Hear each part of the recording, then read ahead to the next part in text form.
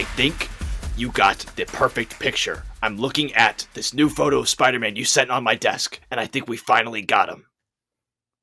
What photo are you talking about? You see this photo of him stopping a mugging right here? Yeah. If you look at the pant print on his suit, you can see just a really small dick.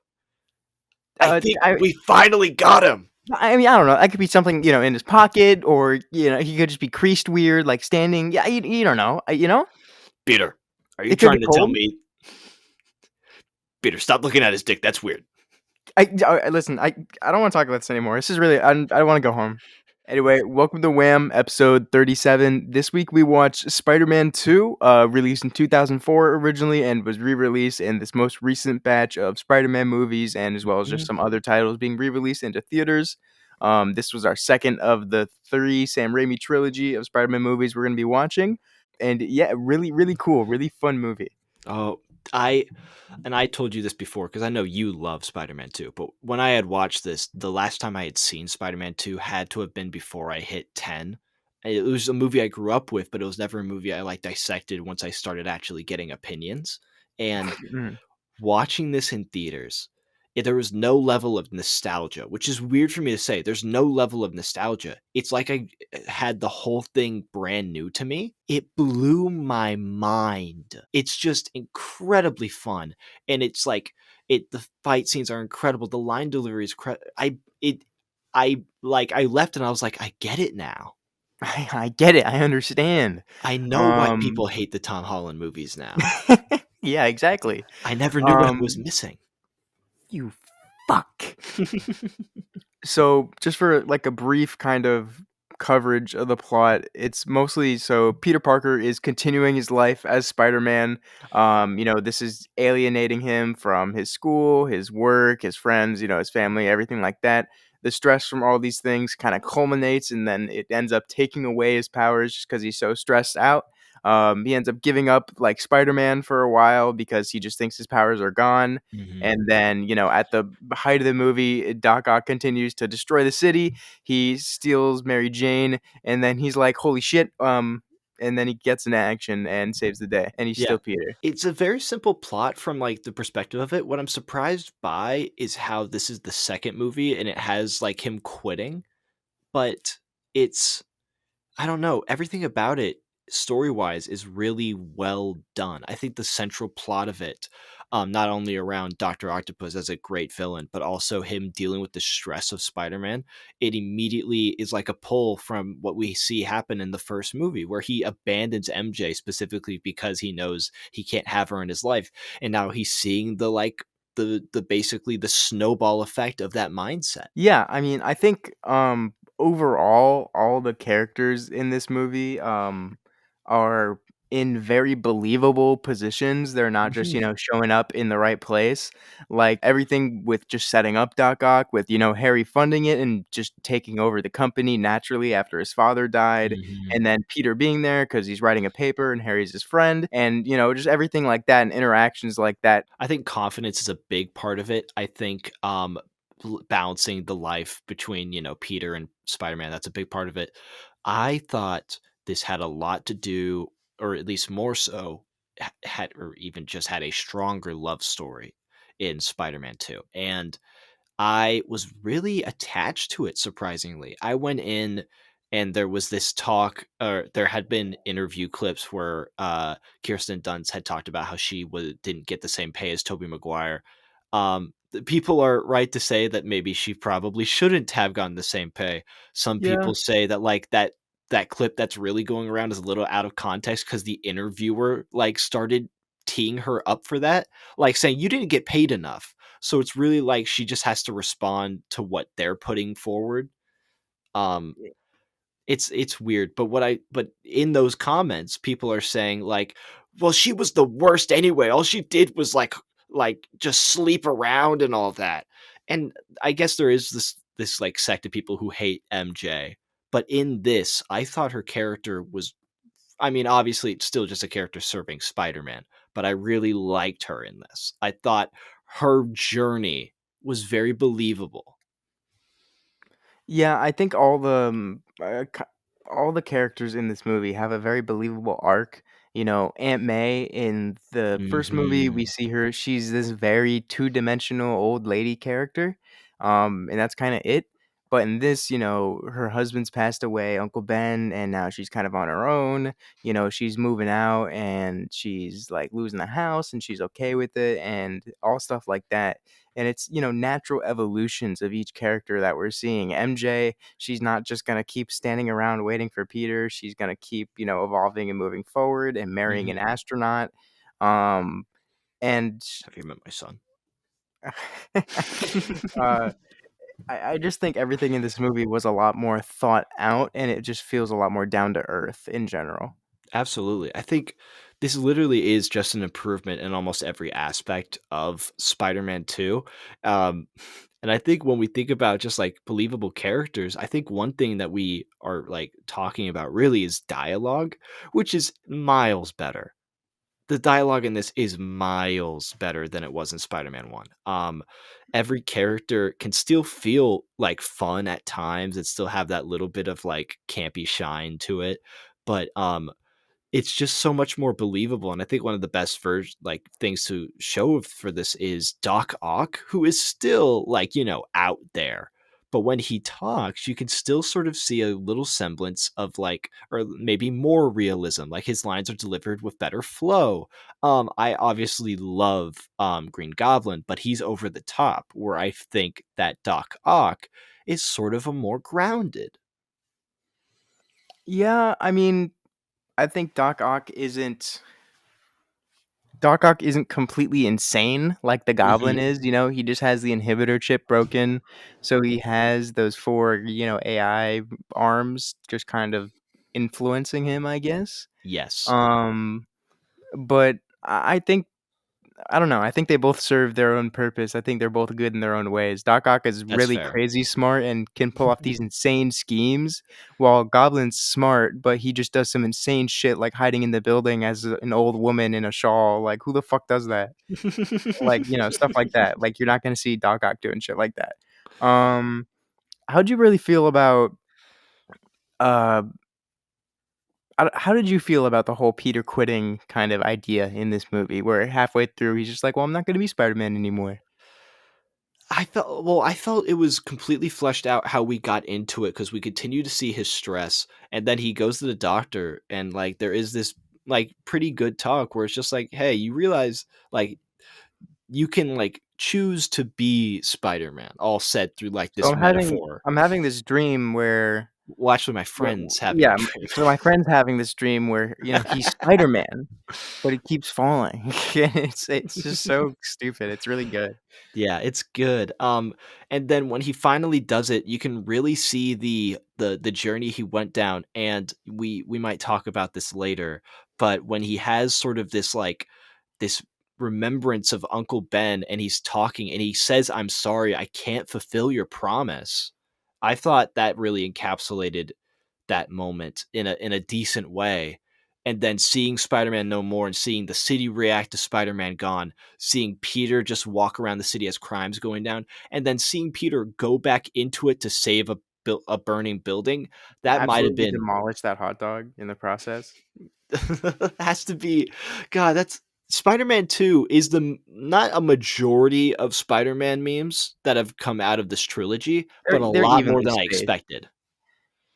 Yeah. Mhm. Yeah, I think it's just from you just haven't or didn't remember the movie as much, but That's Spider-Man's all 3 of the Raimi movies have a good amount of, you know, I'm something of a scientist myself, yeah. you know, the McRib, um Just when I saw the when I saw Tobey Maguire's, like, like, girly scream in this one, I completely forgot that was a thing, so I lost it.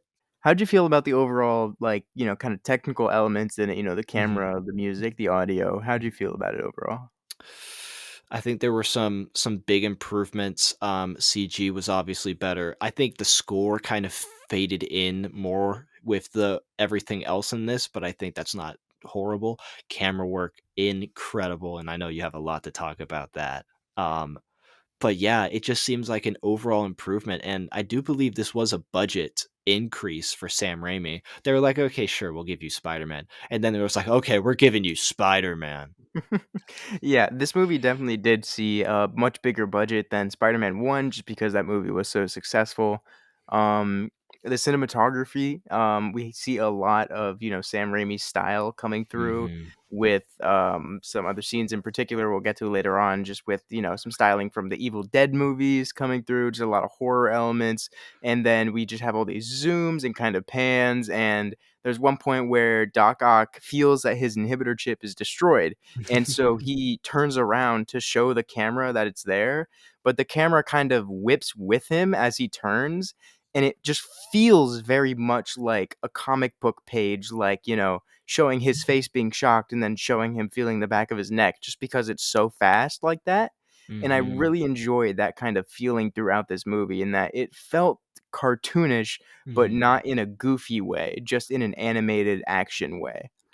I When you talk about it being like a comic book, when I was watching Spider-Man 2, it did have that flow to it. I think it's because it's un um what is the word? It doesn't fear Spider-Man. It's not trying to revamp it. It's not trying to make it real. It's trying to take what it is at face value and going, if we just don't beat around the bush and we don't try to make everything like, we don't give them like super weird redesigned suits and we just accept this is Spider-Man fighting a guy with octopus hands, then you're going to love it. And we're just going to go ahead and do it. We're not going to be pussies about it. It was so good in that element that I think some movies nowadays are afraid to do. Because even when there's outlandish stuff, you just have to keep mentioning it all the time in these new movies. And I Mhm. feel like let me just accept the world as it is and let me get entrenched in it. Stop being afraid. Yeah, there's definitely an idea and a sentiment in the newest Marvel movies where if they see something weird, the characters will go, "Whoa, look how weird that is," point and laugh. Where in these movies, it's more, something weird will happen and they'll react to it like human beings. Where it's like they don't want to, cause a huge scene and be like, "Dude, what are you doing?" But they're gonna look at the Mhm. guy a little bit and maybe shuffle to the left or something like that. Um, Yeah. but I one thing I think that you kinda touched on that I don't agree with too much is the soundtrack you were saying. You're saying how you feel like it fades more into the background in this movie compared to the first one. I think Uh-huh. the score in the first movie was much more toned down compared to this Uh-huh. one. Like, just Doc Ock's Okay. theme of, like, the brum, brum, brum, brum, brum, brum, kinda shit. Like, that was Yeah. great. Every time that was on scene, the music itself held the weight of Doc Ock's arms going down, just like how Mm. strong his steps are. And then in contrast to Spider-Man's theme, just the really high, fast, and airy kind of sound when he's swinging around in the city and everything. Yeah. I think they took a really good consideration of, what character is going to sound like music-wise, and it all lines up Mhm. really well in this movie, I think. I have to re-listen to it. Sometimes if I really love a soundtrack, it just becomes the movie. Um, it's a little bit like that maybe for this, but man, I have to say they did incredible stuff to get the weight of Doc Ock in this movie, including soundtrack. But do you remember when Kirsten Dunst and Tobey Maguire are just at dinner and they're just talking and the car is thrown at them, which I love the idea that Doc Ock throws a car at the one person he's supposed to be like The one person kidnapping he to get needs. info. Yeah, and but he's when like, "This will get his attention." but when they don't know where anyone is and he's looking out the window and he just goes thump, thump, thump, It and it zooms just in gets on Peter's face, closer and yeah. closer. That's when I really knew this was like an incredible movie. When it's just not afraid to do stuff like that. Yeah, Cause that's like something where I mean, that's a very comic book feeling where you can totally imagine, like, just seeing those 3 frames of the character, like, getting a little bit more nervous, like, as it zooms yes. in a little bit, like, it's just a Sam Raimi. great feeling. Sam Raimi did a fantastic job in this He- movie, and he Mhm. really understood, just the spirit and the flow that Yeah. comic books have in them. He understands the difference between a comic book movie and an action movie. And that line has been completely like disappeared in like nowadays where it's like, okay, well we can really shoot a lot of this just like it's a just like it's a movie like that. But there's such a great feeling when it comes to that, especially when there's sudden movement. Sudden movement's going to make it feel like a comic book movie. We're not talking specifically about like do a ton of cuts. It's move the camera as if you're readjusting the panel. Yeah, I think it's a very he was conscious in that he didn't move like in that inhibitor chip scene with Doc Ock. He was very conscious in that Doc Ock didn't move vertically in the frame at Mhm. all. He stayed very stationary, but the entire world around us changed, and we could focus on that, you know, Doc Ock's neck basically being our center Mhm. point. And so a lot of that just really helps. But one thing I do think really added to, you know, just kind of the more artsy elements in this was we had practical, real Doc Ock arms that were Mhm. 4 different actors that individually puppeteered them, and If then I that's why were we a have rich this. man. Yeah, exactly. We'll play that little clip right here. If I were a rich man, yagga digga digga digga digga digga digga dum. All day long I'd biddy biddy bum. If I were a wealthy man. I love that video. But just that, there's so much personality that those puppeteers got the chance to then put into the arms Oh that yeah. with something that in No Way Home, or is that the yeah, I don't know. The No Way Home, newest, yeah. yeah, the newest one. They can have personality, I guess, Yeah. but it's not the same, you know? It's a computer that animated it, and versus these were real huge metal arms, not real Mhm. metal, but huge, like, foam arms that they then just added sound to, and, like, that's about it, but majority of the effects on the arms was just a guy in a green, like, morph suit, like, running around with it on a stick, and that's amazing to see Yeah. because it came out great. I think I don't know, because you and me, we have this mindset really where it's like we can't really explain it, but when something's done practical, it feels alive. Um, and it might just be cutting corners in CG. It might just be we're presupposed to see that. I think it has a lot to do with like, Predisposed. yeah, hey, this isn't the spelling bee. Um, Pre-proposed? That's what you said. yeah, that's what I do to all of my girlfriends, man. Hey, is it okay if we pre-propose? Is that cool? I mean, that is a thing where it's just like, hey, I can like ask you to Oh, marry you know me. what? Yeah, it's the promise ring. Yeah, it's a pre-propose. You know, you're right. My bad. I never want to pre-propose again once you said it was a promise ring. That's what people call I'm, it. what was I saying? Oh, I think it just I feel like if there's a more human element to it, it really feels more alive. But also, you just understand the set a little bit better in that way. And maybe there's an element where it might not. I mean, I think it feels more real than CG a lot of the time, but it just makes everything feel just a little more imperfect and like the world's imperfect. If you perfectly jot down its location on a screen, sometimes it just doesn't flow like you would want it to. But if it's a person, then it's like, it's a thing. When you have a real physical prop like that in these comic book pop culture movies that has me staring at it, questioning, you know, what aspect of this is CG and what's real, they did an amazing job with the Oh character yeah. and the puppeteers of those arms. Like, just really, they carried a lot of this movie. And even when Doc is sitting alone in the church, you know, with the arms, he's just talking to them, you can see them, like, you know, moving up and kind of crunching and getting tight and then to emote to him, Hmm. and just all of that is really great, and so it makes it so we can sit alone with one guy talking to metal fucking arms, and it's entertaining, and we're, like, into it, you know? We're hanging off every word. Man, this is okay.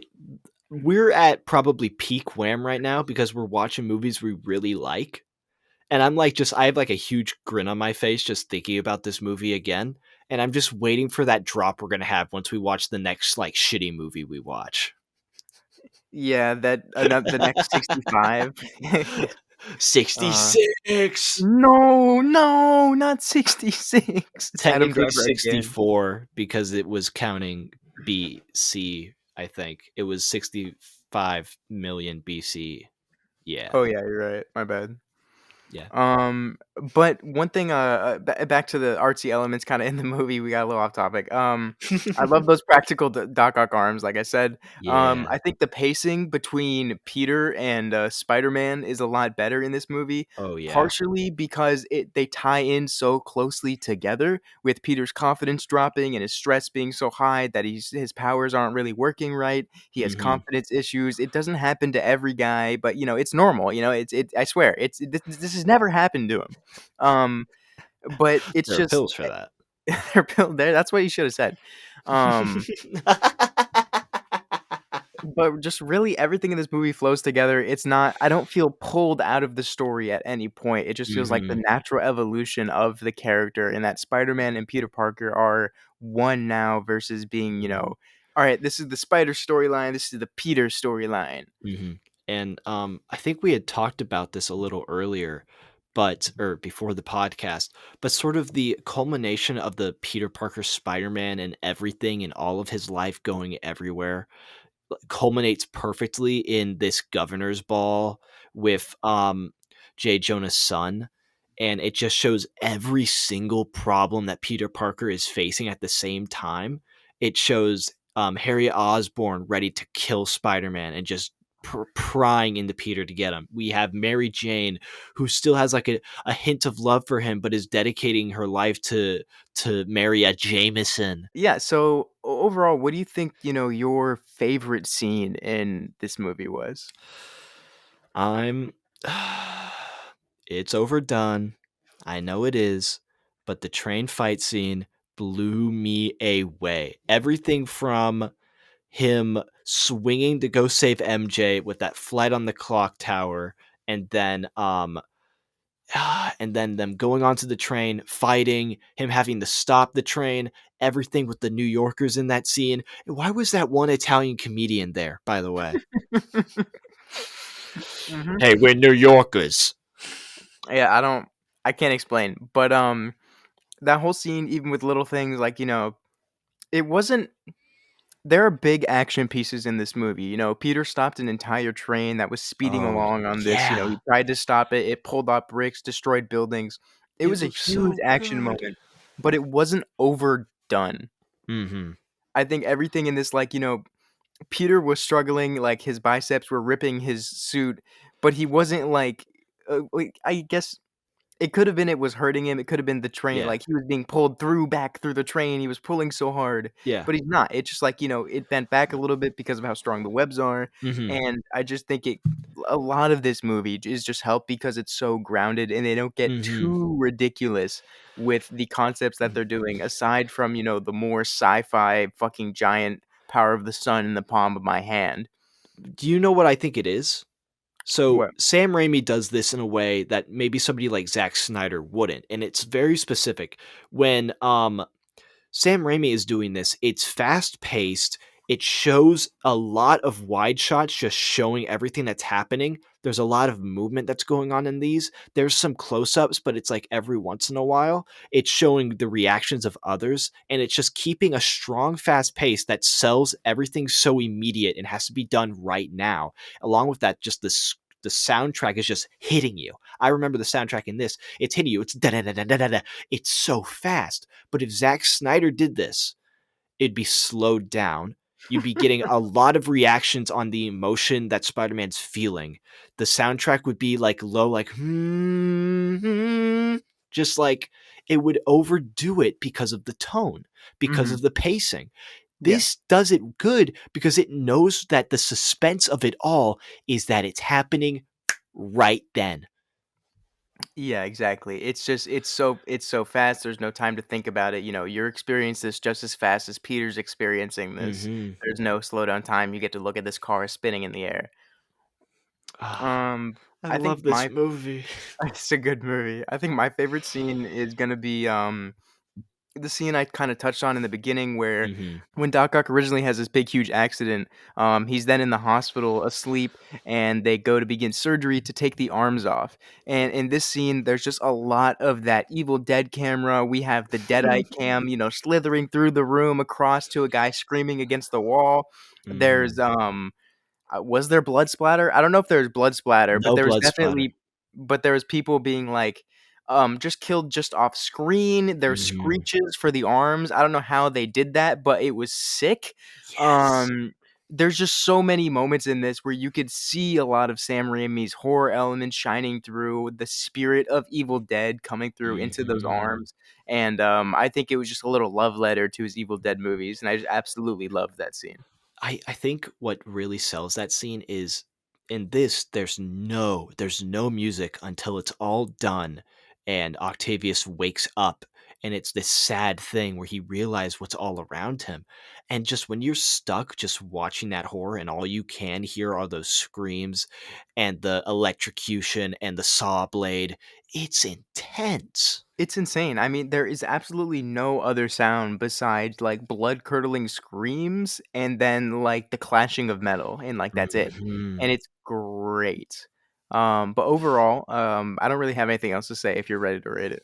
I think the ending. I love that ending. Just Mary Jane running out of the Mary Jane running out to go after Spider-Man. I'm in love with that because it Leaving her really wedding, yeah.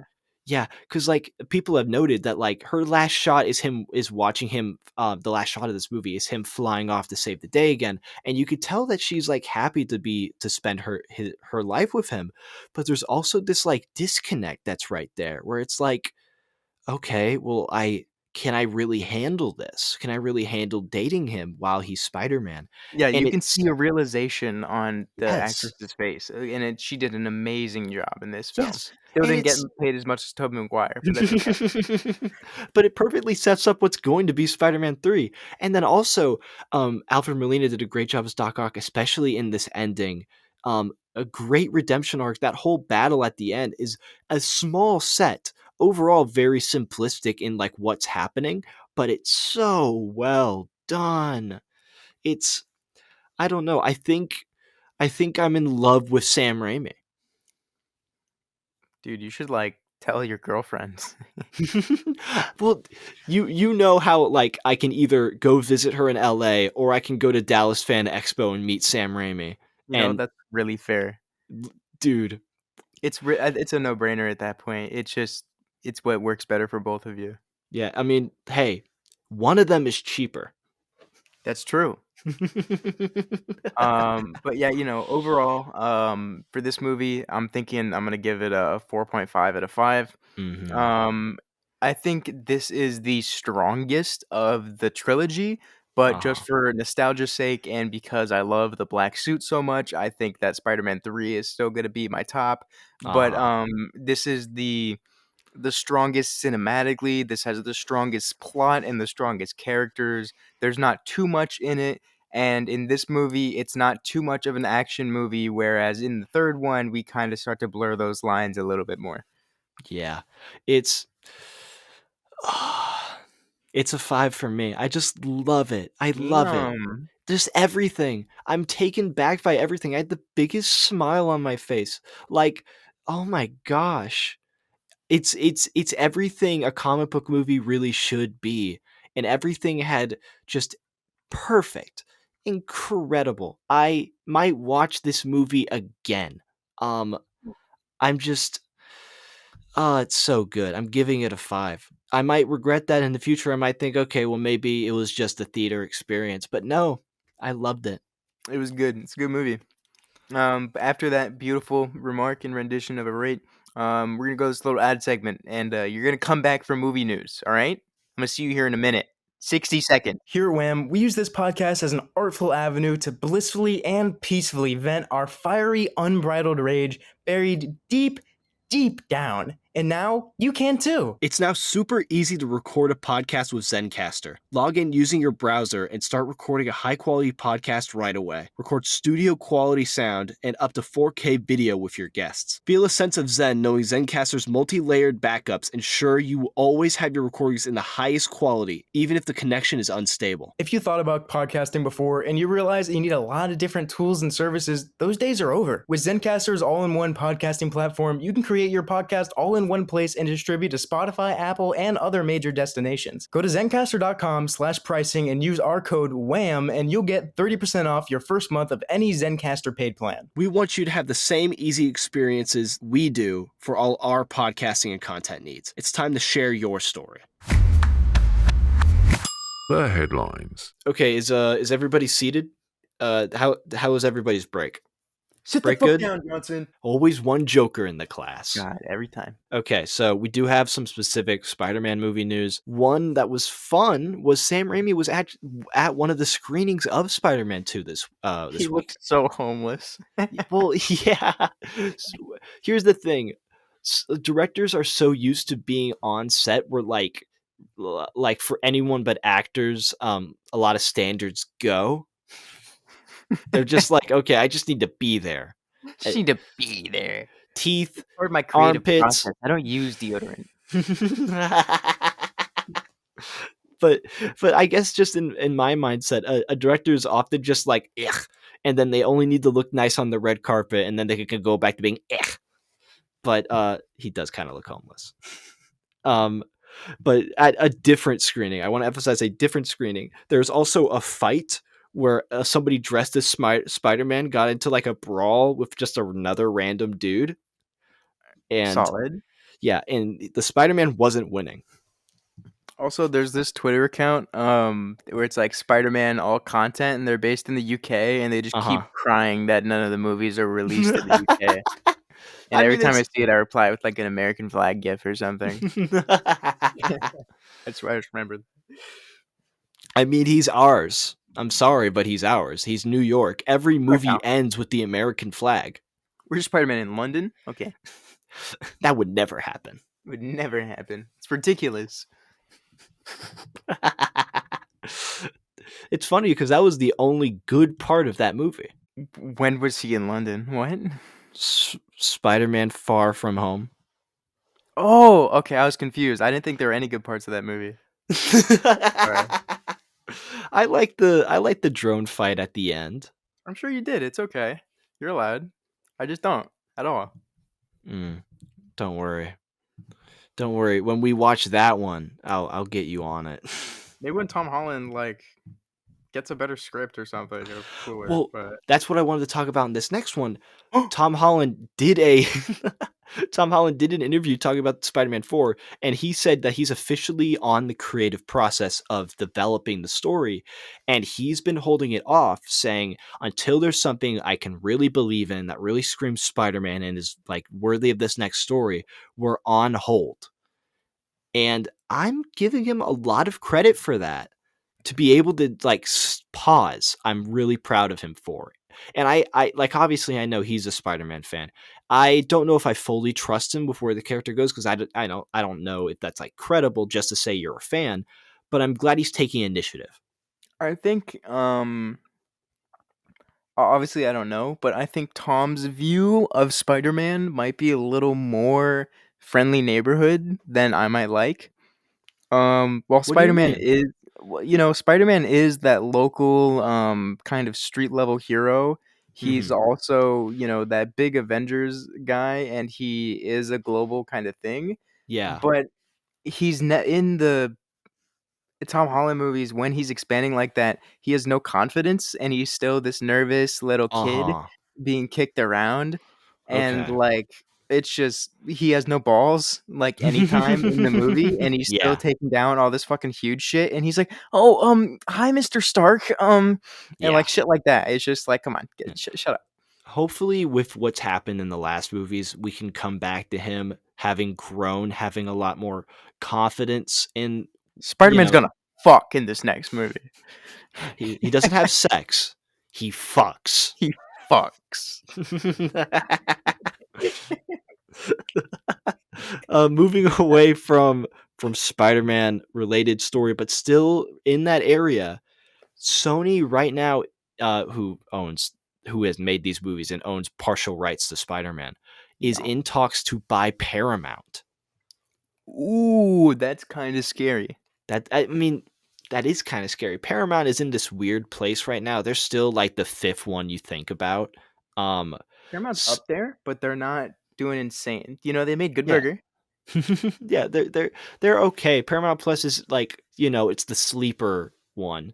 It's Yeah. that, and you're like, okay, you have Paramount Plus, at least it's not Peacock. That's what the conversation is. Yeah. But Sony's been really upping their game recently. They've been acquiring a lot. I think they really are trying to become a powerhouse. Paramount could play into that. They already own Columbia, but I don't know. This just sounds like another one of those deals that we hear about that's never going to happen, because there's just all these stories going around about who's buying who, and if not a lot of them happened. The only one that really did happen was Warner's Discovery and Amazon MGM. I mean, I think if anything, in a way, I do look forward to something like that, but in reality, I know they're not going to combine down to one streaming service. They're gonna keep wanting two different streams of revenue because they know people are gonna keep paying it. So even though the companies might be owned by the same like parent, I don't think they're gonna consolidate streaming services at all, which is just the biggest problem with entertainment right now. You know what's funny, actually? Sony doesn't have a strong streaming network right now. So people have been thinking that them trying to buy Paramount is to get a streaming service. They're just gonna use that. In the past, Sony, I don't know if you know this, Sony has the actual television and film rights to The Boys. What they do is they helped film it, or they had Amazon come in to help film it, and then they distribute it on Prime. But technically that's a Sony product. Okay. So they've been really just leasing out their stuff and finding a home for it on a different streaming site, but they might just try to make Paramount Plus their home. I wouldn't be mad about that. Yeah, it's fine. Paramount Plus seems like it would be a good place to like go, because there's just a lot of potential for it to go, and it's the only streaming service where you can watch something that me and Nick worked on. What? Oh yeah. Don't watch Bass Reeves. It's really not good. Oh yeah, did you end up seeing it? Yeah, it's not. It's really not great. It is all right, I guess. Okay. What's next? May 10th is when the next Planet of the Apes movie is coming out. I'm super excited. And for promotional stuff, all across California's beaches, they have men in ape costumes riding horses. I was gonna say they released monkeys. I was so close, dude. That's so sick, though. What the fuck? It's so cool. It's so cool to watch them.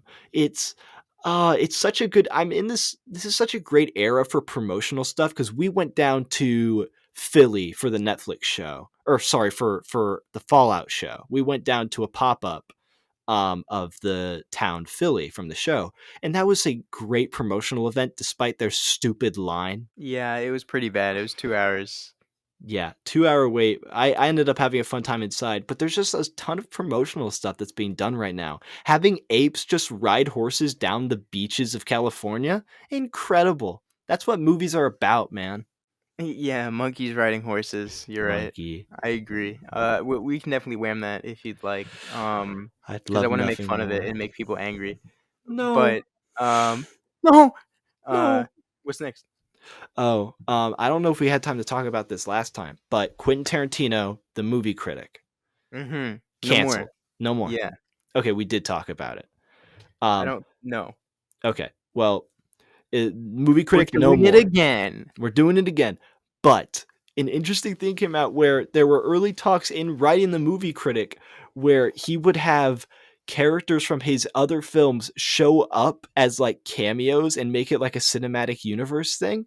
Am I so fucking glad this movie didn't get made?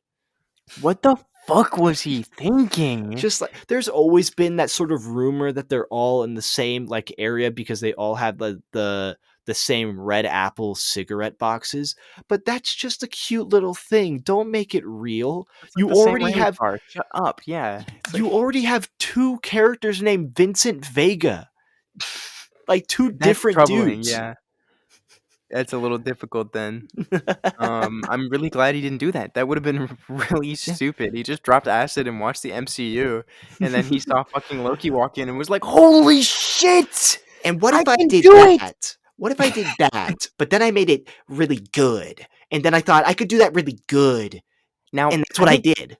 I think Tom Hiddleston did great in this scene. He did fantastic, but just his shoes really held him back. I think we just get rid of those. Get rid of those. See, if I saw Sylvie, then I wouldn't be afraid of having a relationship with Sylvie. So we're gonna listen. There'll be this man, and he's gonna drink champagne off your foot. You're gonna pour it down your leg. We couldn't get anyone to cast, so I'll just do it. I guess I'll do it. Yeah, sorry. That's real. That's Yeah. It's so funny. It's so gross. It's so funny. Oh, you're gonna love this. You're gonna love this. There's an O.J. Simpson movie in the works. Ooh, is it where he's the innocent one? Yeah. Yeah, I'm excited about that. And somebody was given the main role for it but declined. Guess who? The guy who just went to jail? Owen Wilson. Huh? Owen Wilson. As what, his lawyer? Yeah, his lawyer. Aww. He in a quote he said, "You are out of your mind if you want me to play in a movie where OJ's innocent." I'd want to see that so bad. That sucks. Come on, come on, Lightning. I get why, but man, that's funny. But God, that'd be cool. That'd be so great. It'll probably be like Matthew McConaughey or something, or that guy who played Elvis.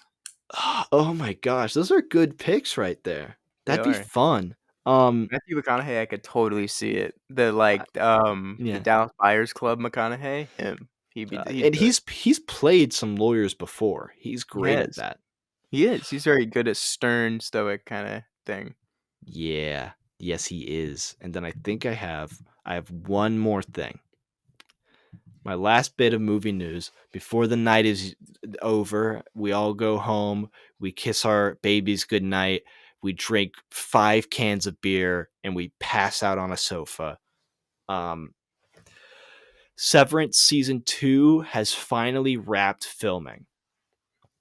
What the fuck is Severance? Severance, man, I wish you knew Severance. It's a Apple original show. It stars Adam Scott. It has John Toretto. It has Christopher Walken. It's an incredible show that the main premise is a company develops a product where when you clock into work, a personality will take over for you. And then when you clock out, you'll go back to your normal self. And it shows the difference between off the clock and on the clock and how these different versions of yourself live.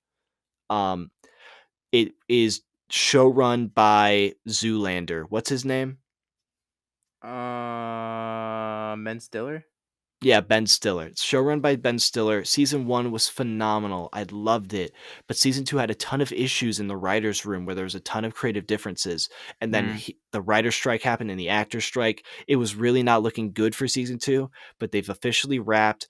And it ended on such a big cliffhanger. I really believe that it's going to be a great season 2. If you want to watch it, Nick, I would do anything. It's like it has Skyrim.